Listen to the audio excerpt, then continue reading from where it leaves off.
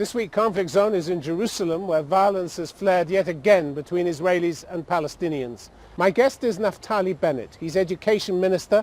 He's also leader of the right-wing Jewish Home Party. His prescription for ending the crisis: to remove once and for all any hope of the Palestinians for an independent sovereign state. What makes him think that they, or the outside world, would ever accept that?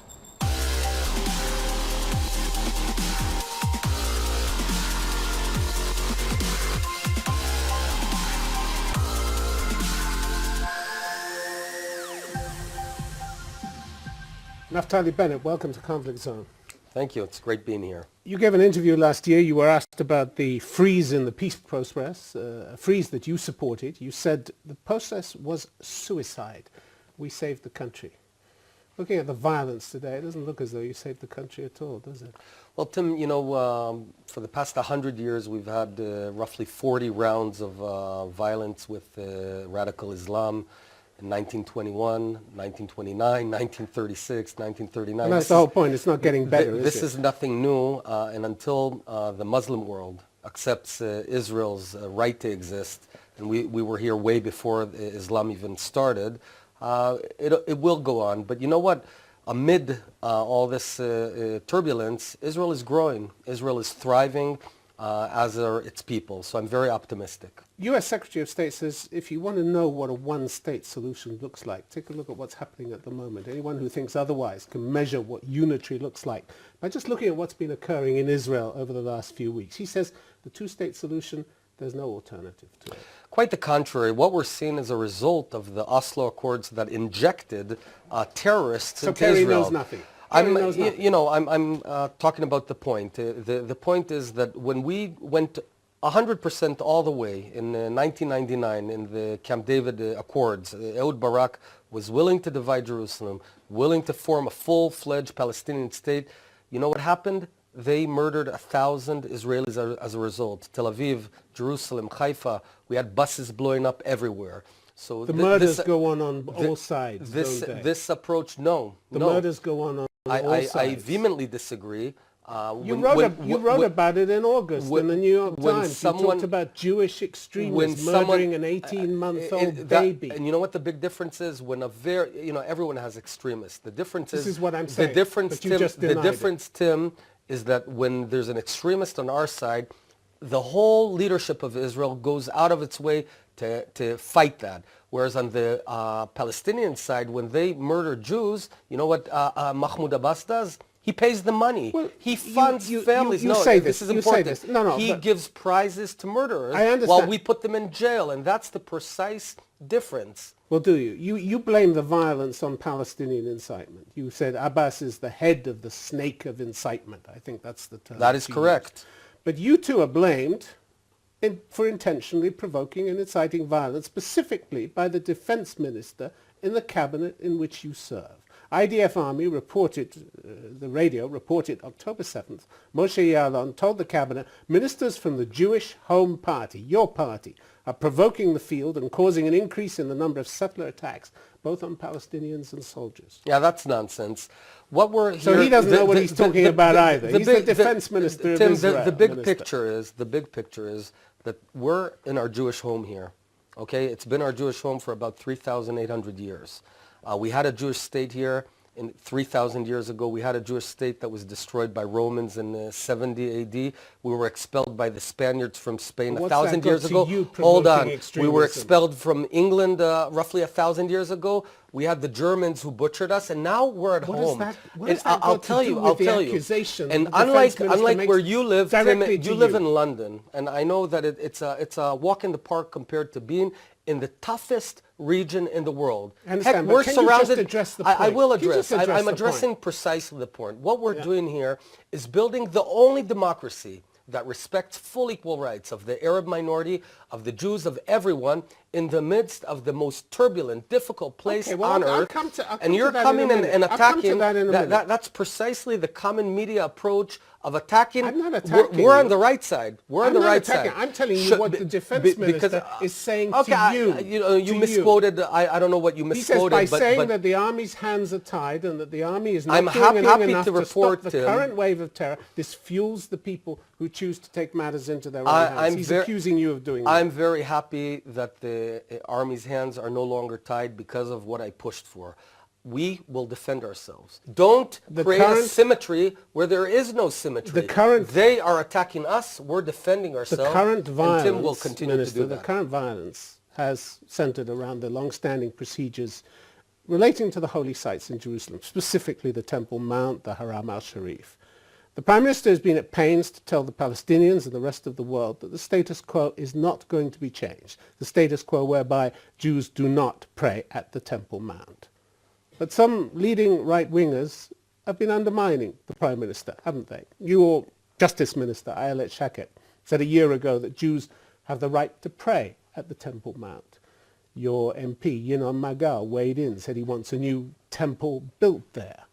This is undermining the idea that the status quo is not going to be changed, isn't it? You want to change the status quo, don't you? Tim, the only place in the Middle East that exercises full religious rights for all religions, Christianity and Muslims and Jews, is Israel.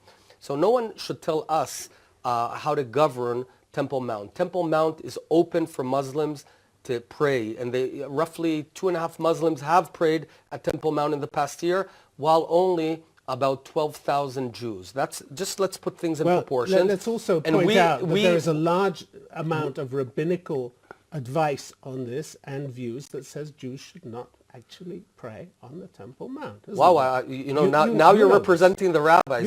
That's a whole new level. You know this. But this is the status quo, isn't it? That Jews do not, by and large, pray at the Temple Mount. I don't dispute the status quo. It will go on, and I'm very happy that now British journalists are quoting rabbis in order to promote Jewish halachic rules. So the reality, Tim, now back to reality. Yeah. We have a very sensitive thing called Temple Mount, the holiest place on earth for Jews, the third holiest place on earth for Muslims. We'll continue to run this in a very responsible way, unlike the Palestinians, who, by the way, burnt Joseph's tomb just 2 weeks ago, because that's what happens when Coptics, and so you're not trying to change. You're not trying to. No, I said Can I just be clear? I You're said not we're not trying to to change. But Tim, Coptics in Egypt are murdered. Christians in the Palestinian Authority are murdered. They're leaving can we Israel. Just stay with the and topic? The only place. No, the topic is who takes care of religious freedom, and the only country in the Middle East, Tim, that takes care of full religious freedom is Israel. Let's look at reality as it is. The topic was incitement, because you accused Mahmoud Abbas of incitement. There is a rich, history of incitement from the right wing. You're right. Hold on, wing Tim, in this country, because you mentioned Mahmoud Abbas. Look, Mahmoud Abbas pays a monthly salary to the family of every murderer. You said this. Mahmoud Abbas has parades hooray the shaheeds, those who murder this, but murder I'm others. saying to you, there's a rich history of incitement from the right wing here in Israel, isn't there? The Prime Minister himself hasn't shied away from it. He was forced to apologize after tweeting on election day that the Arabs are coming out in droves to vote.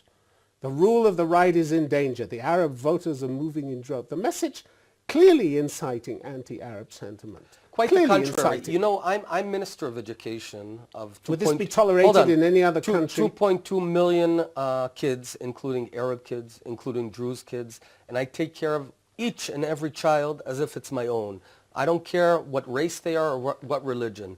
Israel, with all its imperfections, is certainly the most democratic, the most tolerant country in the region. You want to compare it to Lebanon or to Syria, perhaps, where they're cutting heads off, or perhaps to Saudi Arabia, or perhaps to Egypt. Show me where the tolerance is. I think you're the minister for here. You're not the minister for Syria or Lebanon, and that's or whatever. Precisely, Tim, why I am promoting this tolerance. But why do you and I'm tolerate proud. the incitement that comes from the right? Whenever there's incitement, I don't accept any incitement, whether it's from the right, whether it's from the left. So did you condemn Eli Ben Dahan? Did you condemn him? I condemn for what he blanket said? condemn all incitement of anyone from any side. He said But last the big year that the difference is, souls of all Jews are higher than those of Christians, Muslims, or anyone else. Did you condemn him for that? I condemn This is a all, serving minister. no, he's not a minister. You should do your homework. But I condemn all He's incitement. Deputy Defense Minister. Right. I condemn all sort of incitement. But the difference is that over the past 2 months, dozens of Muslim radicals have come out to murder Jews. But I'm asking and Jews you, are not murdering I'm Arabs. talking to the Arabs about what they do. I'm talking to you about what you do. So about what you in my backyard, I fight incitement, and I will always fight incitement, whether it's against So Jews did you come out or, and condemn yes, Eli Ben-Dahan I condemn for saying every that? sort of incitement very clearly. So how is that he was still allowed to serve in a government after saying something like that? In a government which claims to serve everybody. And we do serve everyone. You know but what? Every treats Arab, other and I people see from you're other smiling. religions as inferior. And I'll tell you this. Inferior. Every Arab in the Muslim world would pray to be in my education system, in Israel's education system, because they get here full equal rights. In fact, they get more investment per child than in the Jewish sector. Your president. And that's why I'm so proud of this. Minister. And while you know what you're doing, you're taking very narrow examples. This is very common in the European media, and you're doing a good job at that. And twisting the reality. No, I'm not the twisting. reality I'm putting it to you. No, you're to twisting reality, what you which are is fine. saying. That's your job. It's okay to for challenge you. what you are saying. It reminds me of the latest BBC where an Arab had knifed a Jew, and the Arab was killed. So obviously the title was "An Arab Killed." And no one says that he tried to murder a Jew. Naftali Bennett. So let's look at reality as it is. The larger issue, and this is something that your president has drawn attention to. He says Israel is sick with racism. These are his words. He said last year he's also horrified by the thuggishness that's permeated the national dialogue. Why don't you speak out about that? I will. You know, we have 1.5 million Arabs living in Israel. They exercise full equal rights. They enjoy all the privileges that every Jew. They vote for our Knesset. The president says there's severe discrimination. Do you want to hear or do you want to talk? Every Jew and every Arab votes for the Knesset. We have a dozen Arab members of Knesset. I can't recall Christians members of parliament. In fact, I don't recall any free parliament in the radical Muslim world. So we're here, a beautiful example of a lighthouse in a storm. We've got... And yet you're sick with racism, no, according we're not to the sick. president. No, so I dispute that. I disagree. And he says there's severe discrimination against the Arab community, which is inconsistent with the democratic nature of the state, which you keep trumpeting. And that's why, as Minister of Economy, that's why, as Minister of Economy, I opened dozens of employment centers for Arab women. That's why, as Minister of Education, I'm providing the Arabs with Hebrew from kindergarten and not third grade, so they'll be able to get a good job. That's why I'm allowing Israelis to learn Arabic. That's why I learned Arabic, for heaven's sake, because we are going to live here together. And that's why the same no one's going minister, anywhere. We have to realize that no one's going anywhere. The Jews are here to stay. The Arabs are here to stay. We have to live together. The economy and we have ministry, to face that. Minister, the same economy ministry that you used to head, reported that complaints of anti-Arab discrimination increased by more than 120% in the first half of this year. I think many Jews... That doesn't support what you say. It totally supports it. We're in the midst of a wave of Muslim Arab terror. And I can understand, even if I don't accept, I can understand the fear of a Jew who's afraid that the person next to him will murder him. That's why we have to fight intolerance, but first and foremost, we have to bring back security. The discrimination that President Rivlin talked about goes back many years, doesn't it? Because if you take the Orr Commission report on the causes of the Second Intifada, which was led by Judge Theodore Orr, specifically the events of October 2000, he talked about the government handling of the Arab sector as primarily neglectful and discriminatory.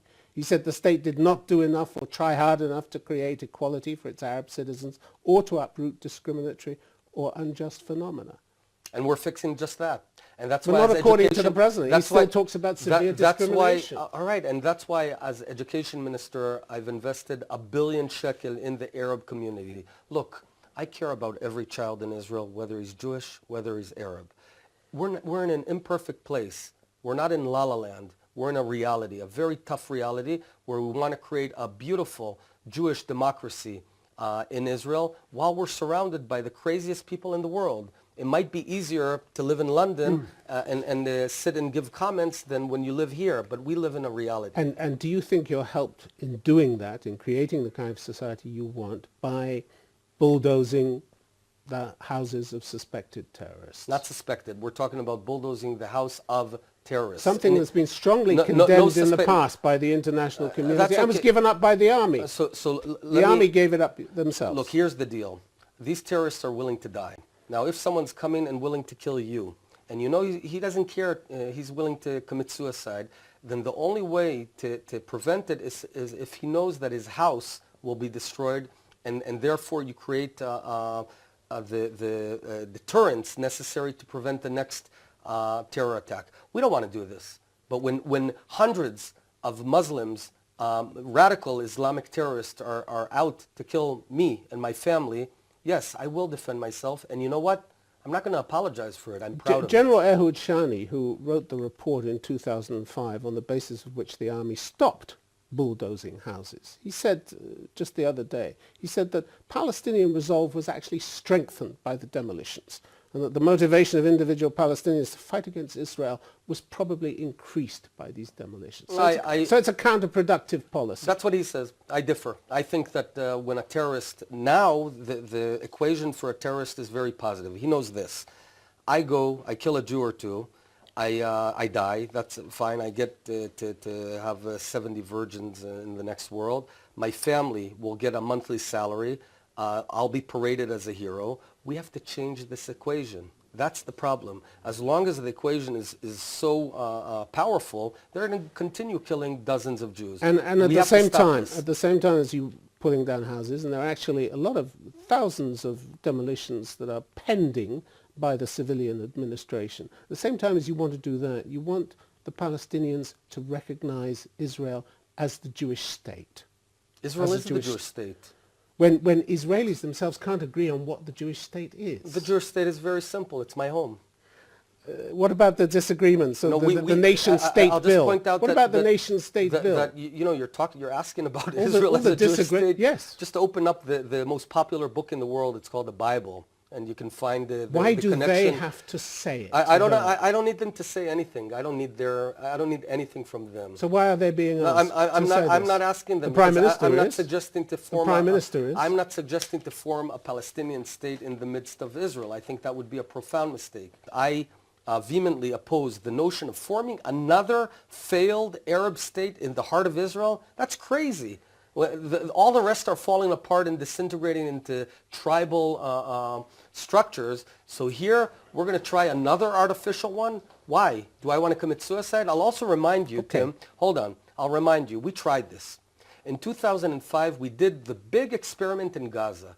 We did all three things the international community wanted. We pulled back to the 67 lines. We pulled out all our soldiers. And you know what? We expelled 8,000 Jews from their home by force. And what did we get days after? And you still control everything that moves into Gaza and goes out of Gaza. That's blatantly you wrong. You stood outside. No, because what happened... Even David Cameron a few years ago called it the prison, didn't he? Said it was it was going to be the Singapore of the Middle East. It was open, but then with you guarding it? No. With you guarding it, it was going to be the Singapore of the Middle East? Besides the fact that you're stating wrong facts, everything's okay. The reality is quite the contrary. When we gave them Gaza, we said, go build a Singapore.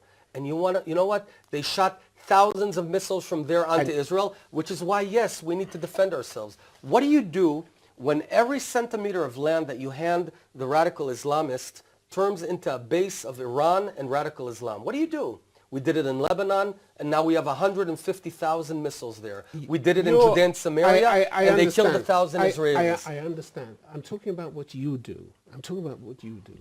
And what you're not prepared to do is to end the occupation because you don't think it is an occupation. That's correct. You always say, are you occupying London? How can you occupy land? How can you occupy land when it's already your own? Jews have been living in Jerusalem way before British people were living in London. But your own High Court calls it an occupation. Your own High Court actually calls it belligerent occupation.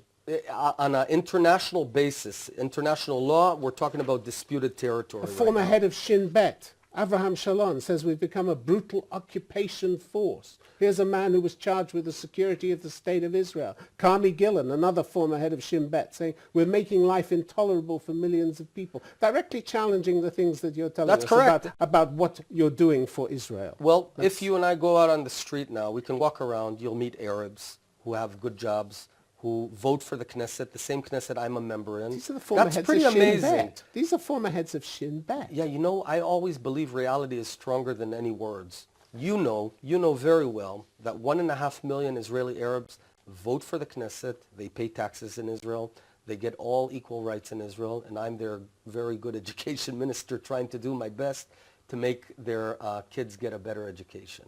That's the reality. There's no place better on earth for Arabs than in Israel. That's the reality. It might be tough for you to accept that, but that is the reality. It's not up to me to accept or not. But one of the things that you said last year was that the world isn't interested in your conflict. So you get foreign ministers, you get presidents, you get people visiting from all over the world. The conflict doesn't interest them.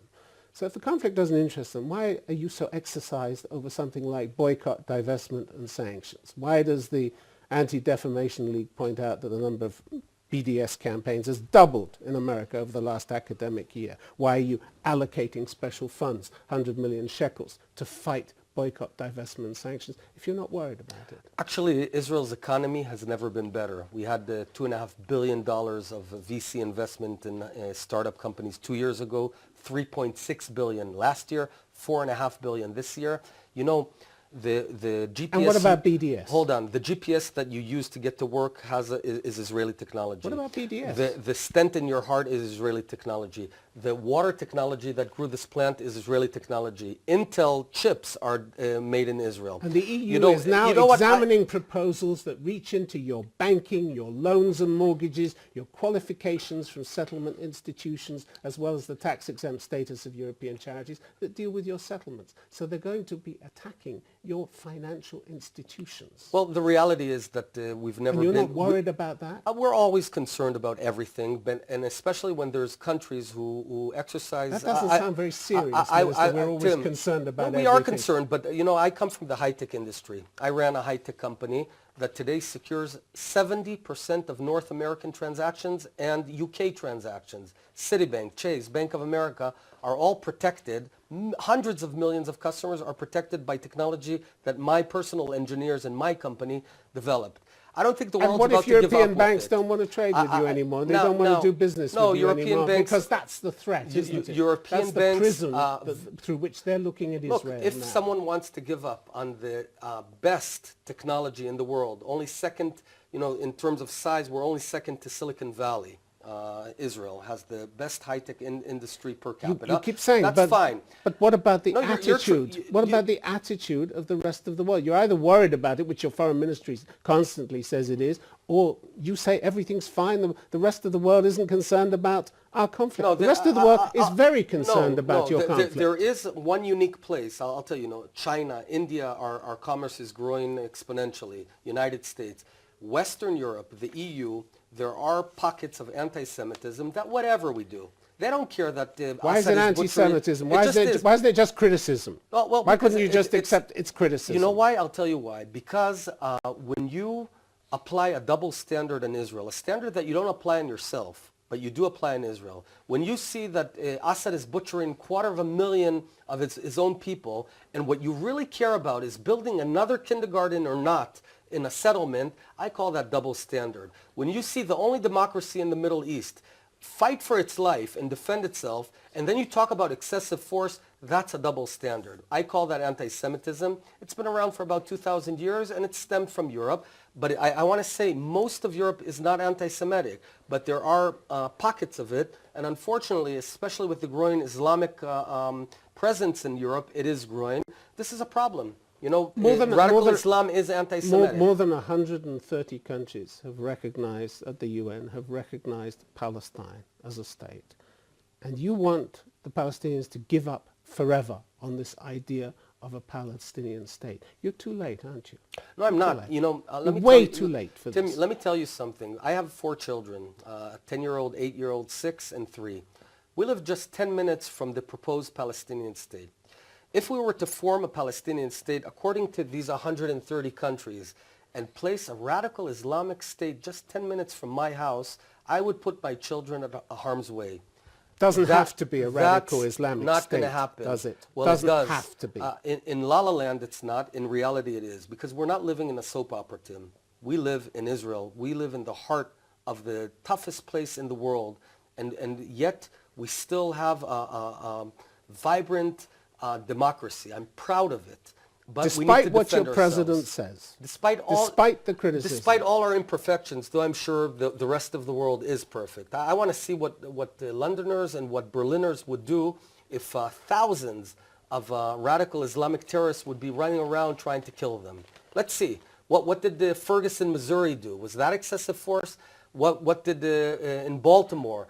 You know, every police force in the world would do exactly what we're doing, probably much more in terms of defending its people. That's all we're doing. We're defending ourselves. Naftali Bennett, thanks for being on Conflict Zone. Thank you very much. This was great.